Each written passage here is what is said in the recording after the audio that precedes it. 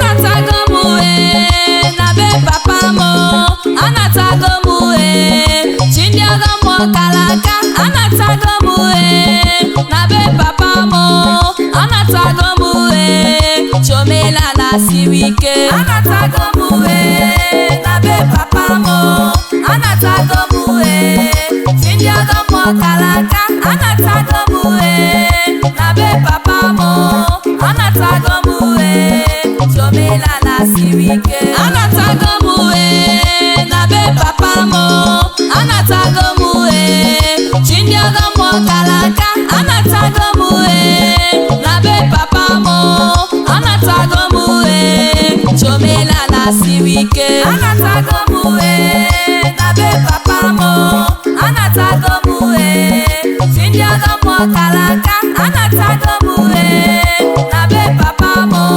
anatago chomela la siwike. Ihe siwike n'ụwa n'ọkpọwa papa mo, onye nwe ahụ n'ụwa n'ọkpọwa papa mo, unu ahụ n'ọkpọwa papa mo, onye na-ajụ m ebe m jere, onye na-ajụ m ana m be papa mo, anatago m chomela la siwike, anatago m na be papa mo, anatago chindiaga mo kalaka, anatago na be papa mo, anatago chomela la siwike.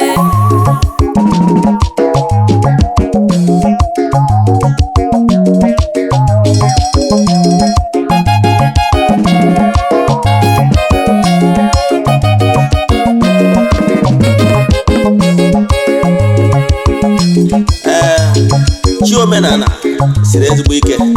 Ana m akpọku ụmụ aja n'Igbo, ụmụ Afrịka ka anyị chigata n'ọdịnala bụ ụzọ ndụ. Mgbe ọbụla ọ dị ka asị n'ihe siri gị ike, chigata kpọkuo chi nke ala nna gị. Ihe na-esi na nke onye akarịa, kpọkuo chi nke ala nna gị, kọsara ya etu o si wee dịrị gị. Na ihe na-esi na nke onye akarịa, ndị Igbo na-ekwu okwu wee na-asị, kedu ka o si dị gị gịnị na-akpọku nna gị, na ị na-akpọ nna gị ga-anụrịrị ọnụ okwu gị ma ọnụ ayịyọ gị. Ndị nna gị ha etinyere gị aka na ayịyọ ihe bụ mkpa gị ka ị nweta ihe ị na-achọ. Mana mgbe ị hapụrụ chi nke ndị nna gị ha. Good morning viewers all over the world.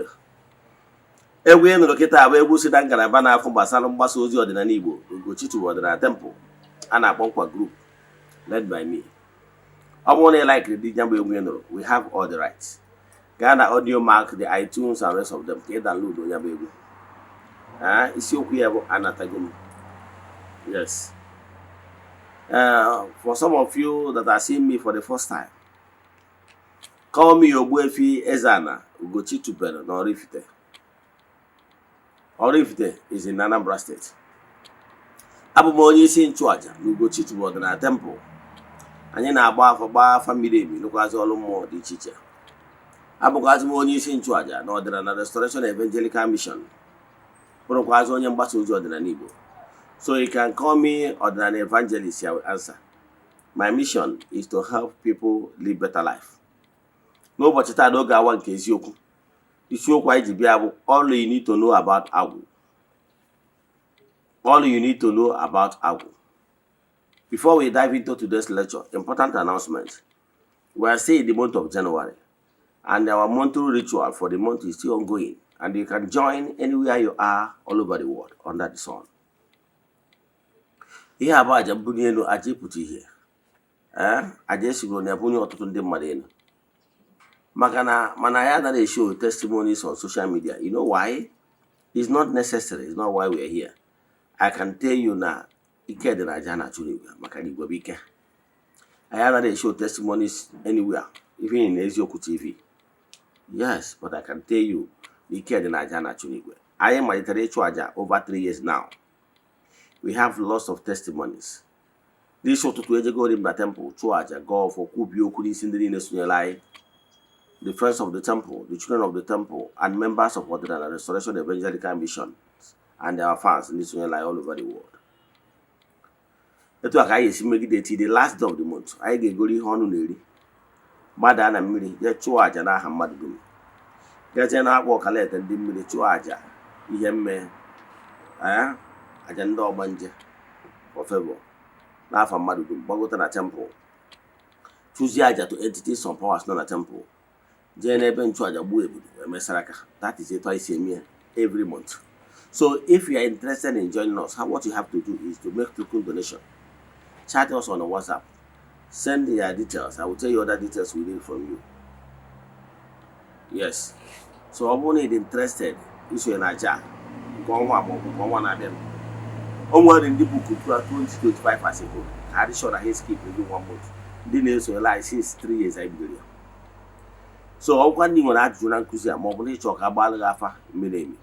Chat me on WhatsApp 0805 78 37672. I repeat 0805 78 37672 or 0813 82 43871. I repeat 0813 82 43871. Let's now proceed. Like I told you before, the topic of today is all you need to know about agwu. But let me explain what is agwu. Agwu is Igbo language meaning agwu agwu. Agwu bụ Igbo spirituality meaning agwu agwu, because onyinye amara Chineke bara ụba. God's gift is too numerous to mention. Enwere ndị enyere ọtụtụ agwu dị iche iche bụ onyinye amara dị iche iche. That is why some people are like turbo horsepower. They are more talented. Onyinye amara Chineke. So onyinye amara Chineke a na-agba agwụ na mkpọbiri wụ ihe anyị chọrọ ịkwụ maka ya. Onyinye amara mmụọ Chineke na-enye n'ime mmadụ. I can tell you everybody on earth has agwu. Yes. But today we want to address people that have oke agwu. Agwara gị that's why you are here on earth, and what the primary reason why you are here. It could be only for your own betterment.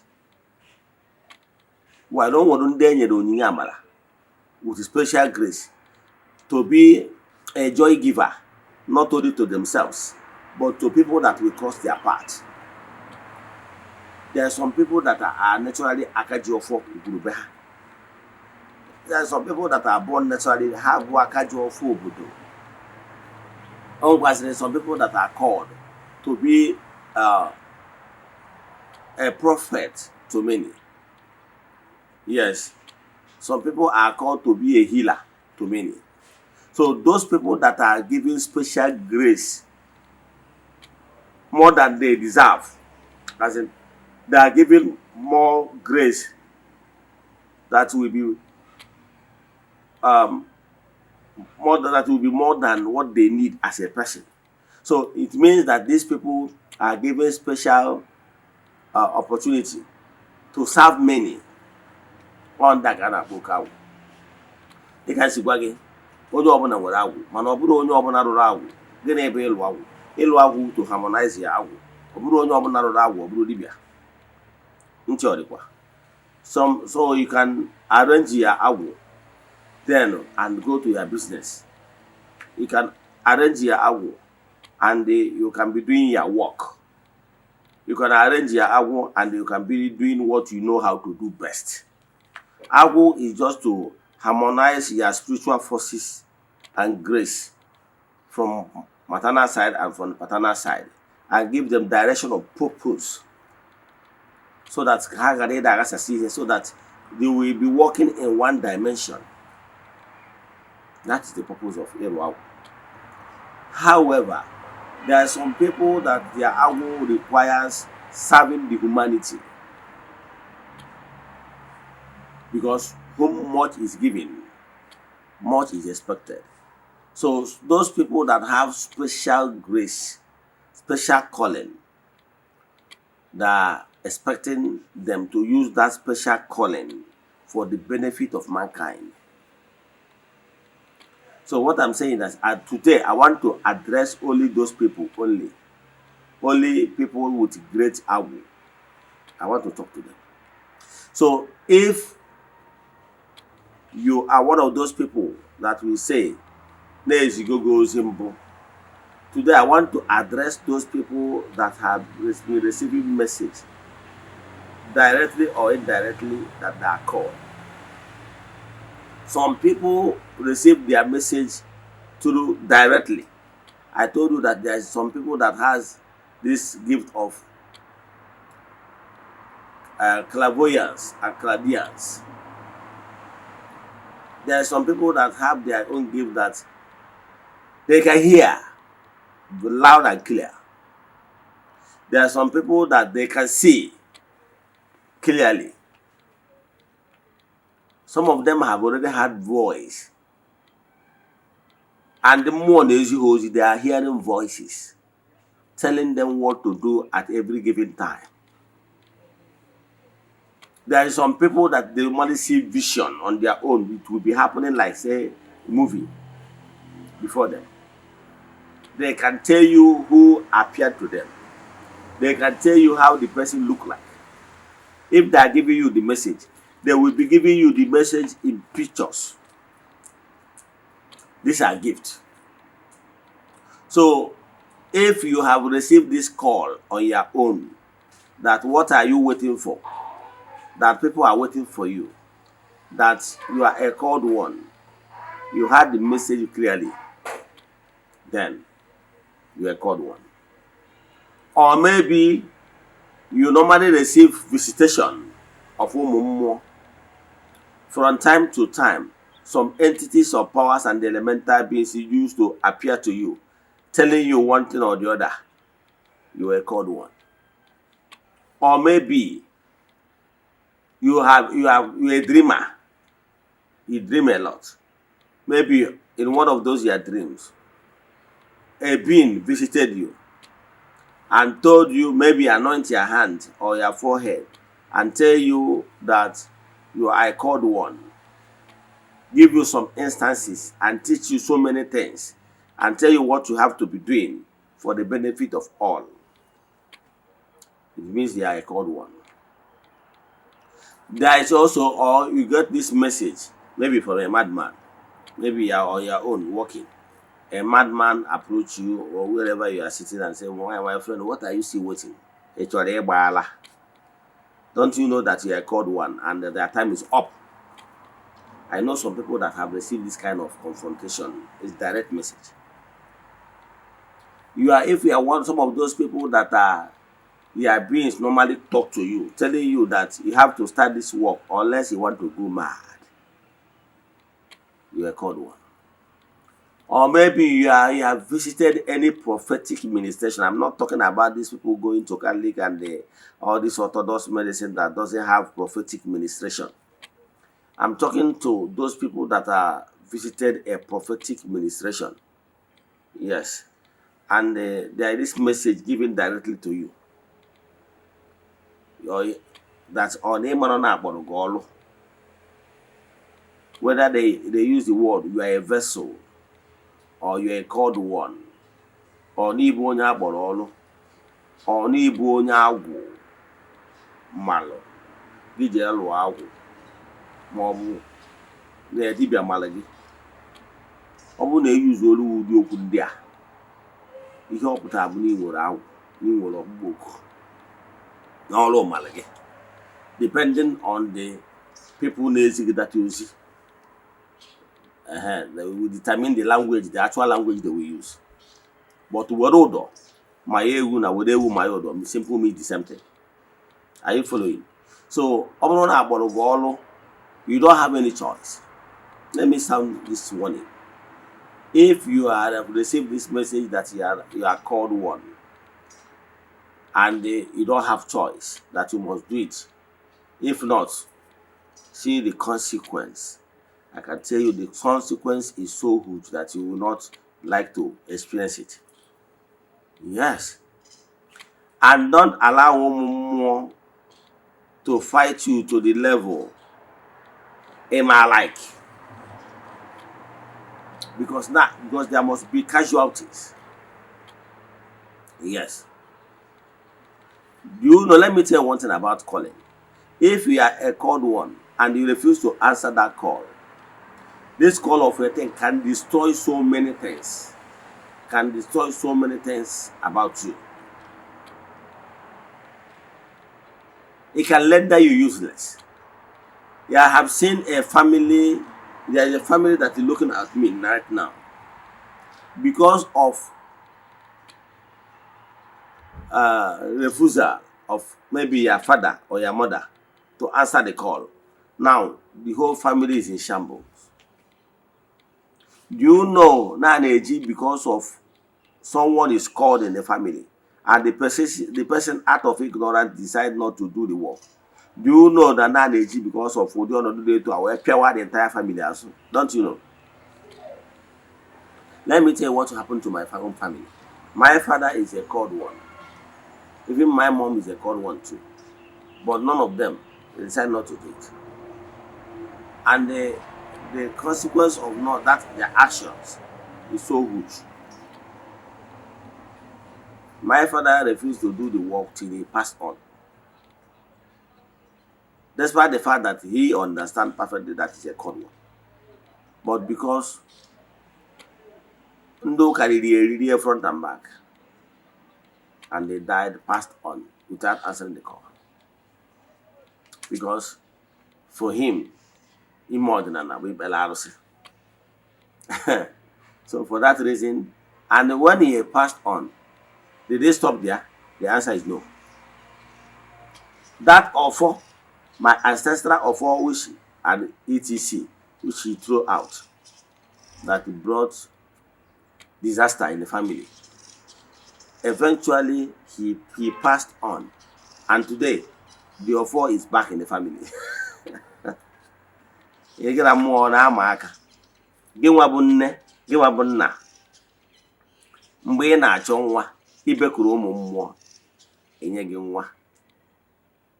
Then ikwe ha nkwa na ọ bụrụ na ha mere gị ihe na-achọ na ị ga-abanye ekene, ekwezie gị nkwa, imezuoro gị nkwa gị, irie ọnya, rie ndọkọrọ, rie thank you, rie very much. Because of your ignorance of how things work, you even refuse to tell your child that actually when you got married, that you look for child here and there, you did not see, that you pleaded with your Gugu or Amadioha or Ndimiri to bless you with a child. And now, now you have already gotten the child, and he refuses to even to tell the child that he or she is a product of intervention of Ogugu or Ndimiri. You think you're smart. Eh? Hey, you think you're smart. So, ọ bụrụ na eju n'ime eme dapụta na anwa, emesi ọ ga-abanye nsogbu. O mere n'izu mee n'ọkwa, because that is a covenant. You entered in good faith with ụmụ mmụọ. Anyị nwa na-eme aka n'ike ahụrụ wepụ. We human beings is at the neck of our problems. We refuse to keep the covenant, and that is the cause, the problem. Let me give you a story of Anna and her husband Eze-Ana. When Anna and her husband Eze-Ana visited the temple on a festival period, Anna pleaded with the gods for a child and promised to dedicate that particular child back to the work of God. And her prayer was heard, and she was blessed through the high priest Eli. Anna ga na n'udo ka Chineke mezuoro gị ihe yọrọ ya. Anna wee nara n'udo ya na di emekọ, Anna wee dị ime wee mụọ nwa a na-akpọ Samuel. O wee baa ya nwa anyị yọtara Chukwu na ayịyọ, Samuel. And when that child is of age, Anna did the right thing. He took that child back to be mentored by a higher priest, Eli. Because it's the only professionals that are properly mentored who will be successful in this calling. So if this message is going for you parents, always tell your children their roots. Tell them maka na achọba isi anọ ejebe n'ite. Some of you, because of ignorance, you don't want your child to recognize the fact that he will intervene before he or she was conceived, or untimely intervened. And when that child grew up, he decided to hide that particular incident from him or her. Do you know that you are hurting that child? Do you know? Do you know that he melobu ọrịa n'ofeke o chefuo dibịa gwọrọ ya? Ọkwa ihe anyị na-arịa. You think you are smart.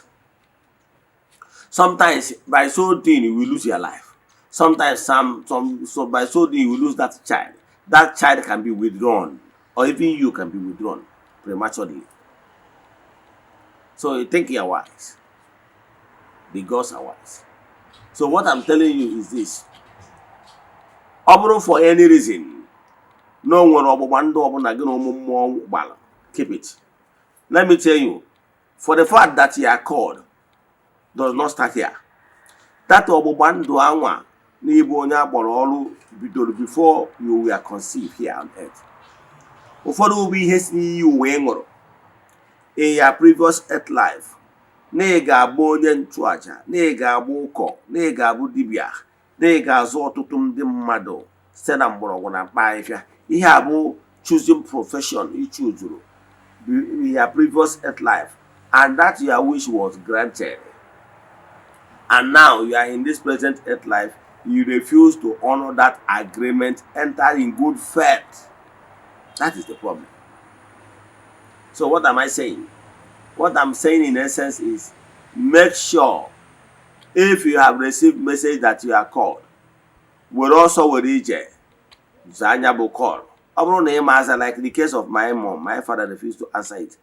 When I started my calling, my mother said, okay, my son, I give you all the blessings. Do your own and do mine. Are you following? Yes. And I'm accepted. So what I'm telling you is that if you, for any reason, you are not willing to answer the call as a father, as a mother, and there is any of your child that are called to, make sure you give that your child maximum support, spiritually and physically. And don't allow because that would directly, lawyer indirect, by giving another person support, maximum support. Let me give you an example. When Jonah refuses to answer the call, do you know what happened to Jonah? There was casualty, and believe in me, those people that are traveling with him in that boat would have lost. More don't care. All you can now ancient book. Nobody wanna share through Chineke. Na Chineke wake na hani. It doesn't stop him from being God. You don't think you are doing God a favor to answer your call? It's for your own good. Because when you answer your call, from there you save many lives. All you will still get the blessings. So you refusing to answer your call, you are hurting yourself. Because you are denying the opportunity given to you to excel. Let me tell you what will happen. If Jonah refuses to answer, and believe in me, had it been that those people that are traveling with Jonah in the same boat acted wisely to do the consultation, all of them would have lost their life. All of them would have lost their life. All of them would have lost their life. Had it been they did not answer, as in they did not act very fast. However, they acted very fast by deciding on their own to do the consultation. And in behalf of Alanza or Wema Jonah, now the anger they are facing that put their own ship in trouble is as a result of Jonah's refusal to answer the call. Now, Jonah was eventually, after they have a chance, after they did their consultation, they find out that what is causing the problem for the entire people is as a result of Jonah refusing to answer the call. And eventually they throw Jonah inside the sea. But you see the challenges they face because they refuses to answer the call of Jonah. That is, do you see the challenges other people, as in co-travelers? I can tell you that you can be a partaker of punishment that is meant for another person. You know. Use this Jonah story as an example. Jonah and his co-travelers would have lost their life had they did not do the right thing. So you can say that you can be a partaker of another person's punishment, you know, by bad positioning. I'm coming. Now, how that is, but they saved their life. Again, do you know that by bad company, you can get the suffering that is meant for another person by keeping bad company? Do you know? Or by being at the wrong place at the wrong time. Ndị Igbo na-atụ ilu si na osisi bichiri ụzọ na-eri apa mma, ọkwa eziokwu. Now, let me tell you an example. They would have lost their life. When Jonah eventually was taken to the Nineveh, land of Nineveh, Jonah, being stubborn person, they carry stubborn. Jonah ran into under a tree for shelter, and the evil mumu arise go because of Jonah, because they wanted to punish Jonah. They destroy a whole tree that does not commit any crime. A whole tree was destroyed in order to pepper Jonah. I don't know that thing that is in your family that is planning to give you shelter. Maybe it's marriage. You are called to do the work. You don't want to answer your call because you want to marry a man and Abba Benz. And when you kidnap that shelter, that jig, and we go to them mother loss with their life. More to them mother destroy their business because they married a called one. And that called one refused to answer the call. More memorize against you. Anybody that is trying to form a shelter to you will be destroyed too. Will receive Buraha. Haven't you seen a lady or a man when call now boss says a call ya? You promise you to Nyeriaka, you wear problem go on. After when you get this particular lady, once you agree to help her financially in any way, that money you are expecting will never come. Because no more sorry powers will ready destroy you want to gain comfort. And when this person as I call them maybe their marriage, both working and one. And when do maybe their business. Yes.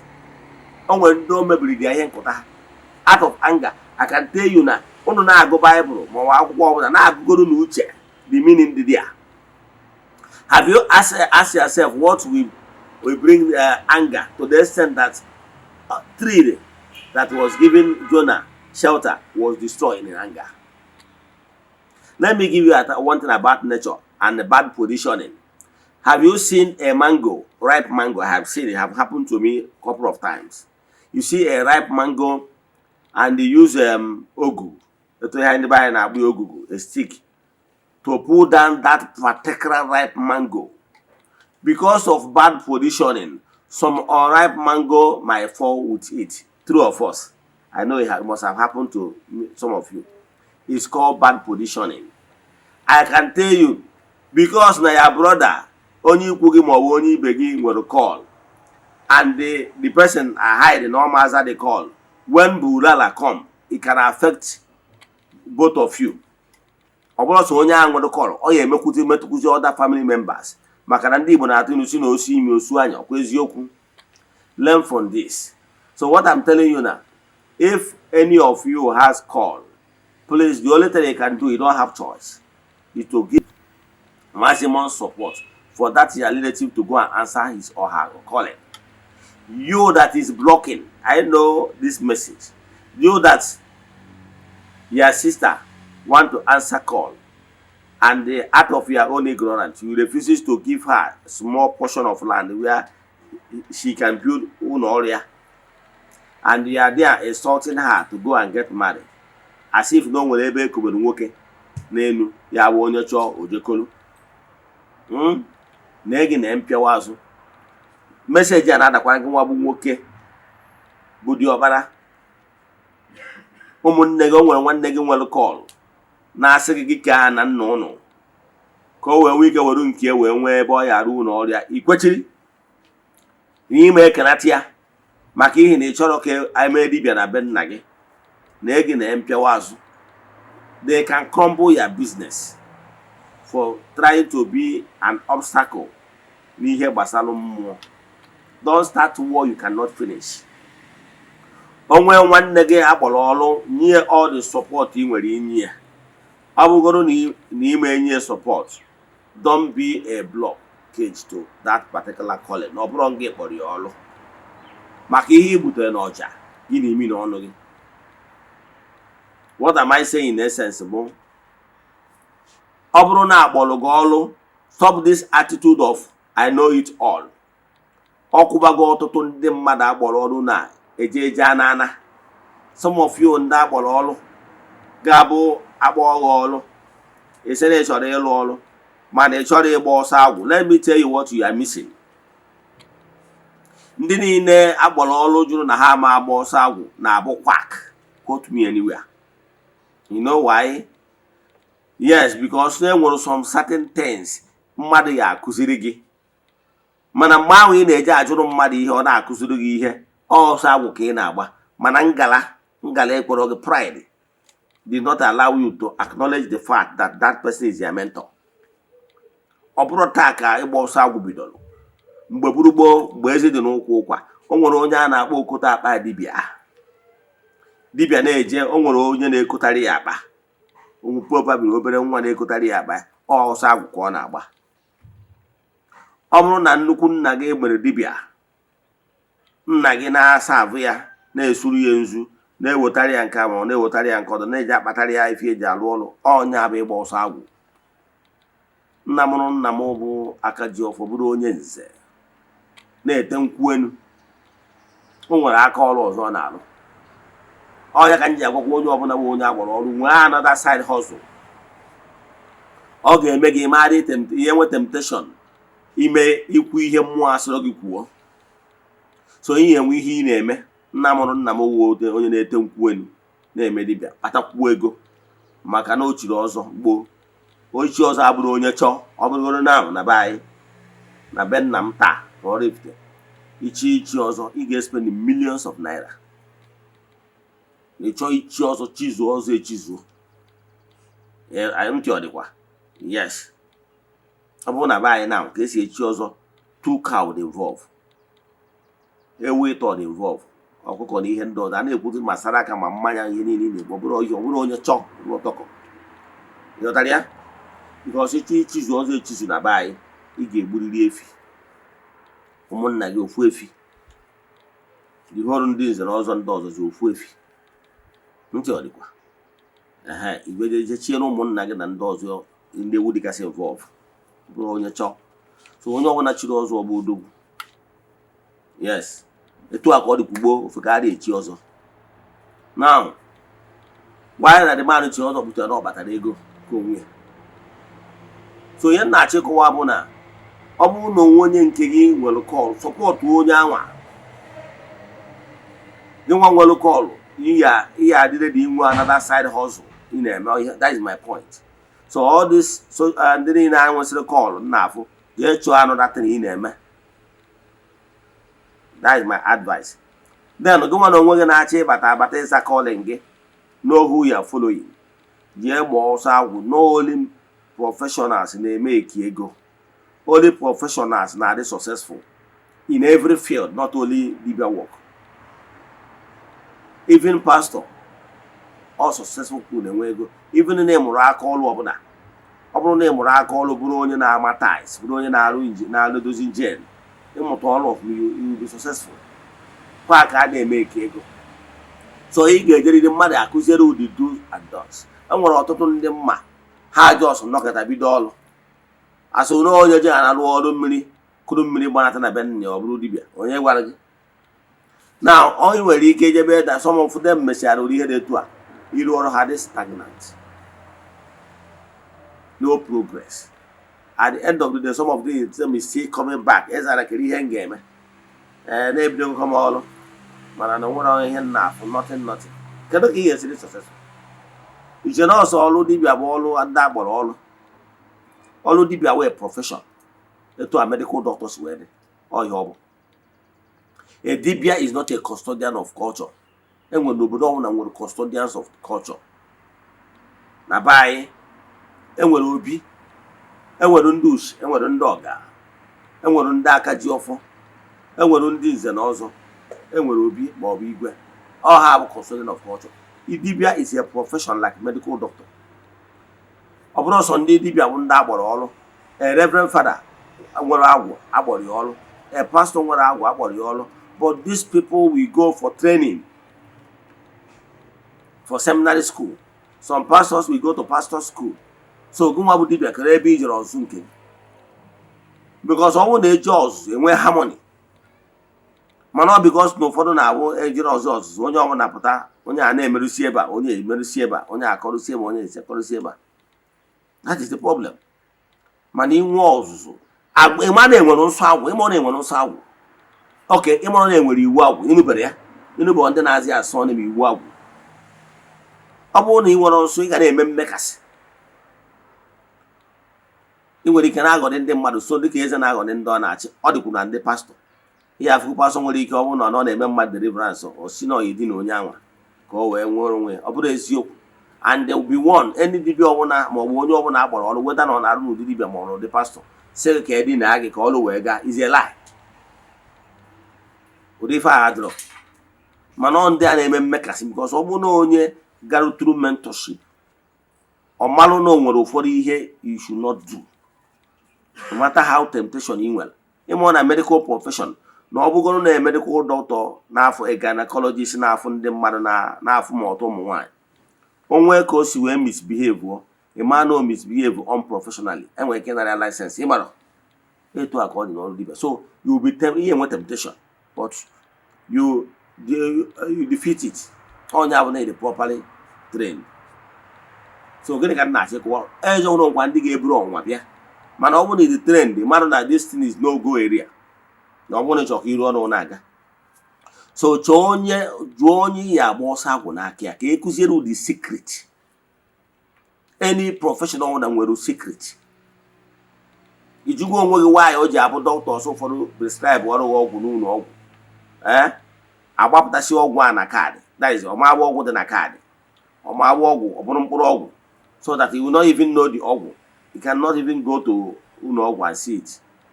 You can go to pharmacy and see it because ewepụtasị dị ọgwụ na kaadị ha gụrụ ndị dị na tii so that you will not know it but they know it. It's not one of their secrets. So what I'm saying is that you must be properly trained if you really want to be successful in this calling. And you only them back in where profession in where mentor no more one no more. Ọ bụrụ na ọ rejiere gị nwee consider gị nwe onye ka agbakwuru si biko na consider m kere ihe ga-eme ngwakwa 1 and 2. Mana ọ bụrụ na ịbụ ndị ọkụrụ ọgwọ ị chọrọ ikweta na ị nwere onye ga-agba ọsọ agwụ n'aka ikweta na ị nwere onye ga-awụ ya mentor ịbịazie na my inbox na-edi stop kere ihe ihe eme nka kere ihe ihe eme nka kere ihe ihe eme nka. Ọ bụrụ na onye na-acha atịzi asara gị ọ bụrụ na ọ dị nwoke mana ị ga-enwerịrị onye ịgbara ọsọ agwụ n'aka ya ọ ka ọ ya bụ nwee challenge onye a ga-enye gị maximum support and attention. Ọ dị very important. And again let me tell you what you don't know. Ọ bụrụ na iso na ndị na-eme ise na ịgbara ọsọ agwụ mana ị na-efolo onye a ịmụta n'aka onye a iju onye a ịmụta iju onye ịmụta ị kwesịrị iburu ha ibu agwụ because ọ ha awụ ya mentor only that you are humble enough to acknowledge and respect ya as your mentor because ọ ha na-akụziri gị. And let me tell you another thing that will shock you. Ọ bụrụ na isi na ime eje gba ọsọ agwụ ịfụ na that ọsọ agwụ ahụ ike agba for maybe months or year depend on their learning ability anyway. Now isi ka ị na-eme try and error. Nke mbụ na ị ga-waste so many people's fund. Nke bụ try and error anyị ga-eme ọ bụrụ na ihe ka dị successful within 3 4 5 years o nwere ike itake 6 7 10 years because try and error anwa dọchigara gị azụ. Try and error ahụ ị na-eme nwere ụfọdụ ndị iji maka ya lose because you are novice. Inwe ịmụtagoro ọrụ echi, some of them will never come back to you again because they thought you are nobody. So what I'm saying is that ọ bụrụ na ị nwere calling, jee chọọ onye ga-eme ntọ gị, ọ ya nyere gị aka n'ọrụ a because onye akpọrọ ọrụ na-arụ dibịa na onye akpọrọ ọrụ na-arụ pastor na Reverend Father nwere ihe dị iche. Onye akpọrọ ọrụ bụ onye akpọrọ ọrụ. So you need the professional training. You need the professional training so that you and we get model the do's and don'ts. You can make some mistakes some people make. But for some of those mistakes, they are not properly trained. All good all you already am before you know it. I'll put on Facebook, see the go church.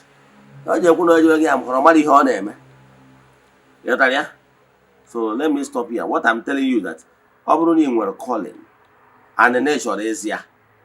Look for onye ọbụla obi gị nabatara. Jekwe straight si nature ịgba ọsọ agwụ. Ọ ga-eme ihe niile adịrị cheaper because ọ bụrụ na the person na-eme ntọ gị. Onwe ihe ọbụla dị n'ụzọ gị a ga-alụ alụ. Ọ ma anabaghị ego etu esi ana ofeke. O nwere ike isi gota materials, gota ogwugoro ibu awọ ọlụọ ya. By so dị n'ọdịrị cheaper. Maka ọ bụrụ ife a charge ofeke ka a ya charge onye akpọrọ ọrụ. All those things you need in somebody must mentor you. Key word there. So stop this I too know. Because you didn't have full measure I too know. Only can measure I too know for almost 2 years now. Today, feel quite aligned. Does it make any sense? That 2 years is not wasted 2 years. So what I'm saying is that low for your boss very important. Then because you the do's and don'ts and then some agwu. You dare not be sleeping with onye na alụrụ on nsọ ka ọ bụ. Agụchala gị nso ịmanụ nsọ a. Ịlụbasi ọrụ ezumezu gị nwekwara ike add some impetus to ihe ị na-alụ. Example, mgbe m na-agba ọsọ agwụ, agbara m ọsọ agwụ n'aka ọtụtụ ndị mmadụ almost 4. Nwere m ike bịa na nke onye a nọọ for a while. Asị m mba n'ozugbo na ihe a chọrọ ka amụta n'aka onye ma amụtachago m jee n'aka onye nke ọzọ dọkasị je. Enwere ndị mgbara ọsọ agwụ n'aka ha na-arụ oke ite mana adị m alụ oke ite nwere ọkwụ m oke ite ghọtara ya because amụtara na nke mmụọ chọrọ ka amụta n'aka gị anyị gbufọ ihe pụta anyị weje gbawa ọsọ agwụ bụ na nna m ha debe na nna m mụrụ ọrụ n'aka nna ya ọ mụrụ ọrụ n'aka nna ya chụalị mana ọrụrụ ya ọ bụrụ na nna m rụbara ya definitely mma amụkọ ya n'aka ya mana whereby na nna m pass that baton to me I have to go and learn it somewhere. Proper guiding. And most of the times, all those things I want some of my mentors. Most of them are brought to a hasikuzi me can see. Sometimes all over here, more some woman may to a woman adianka, woman may to a. So money you want that basic knowledge. You want that basic knowledge, then it is your own sense. Oh, Nyabutana, mean where you keep Messia call Gaggy, more no loggy. Block and wear pride on him. Didn't now I'm more on a car to the Akasigonfa. Macado Yamano, in the niche.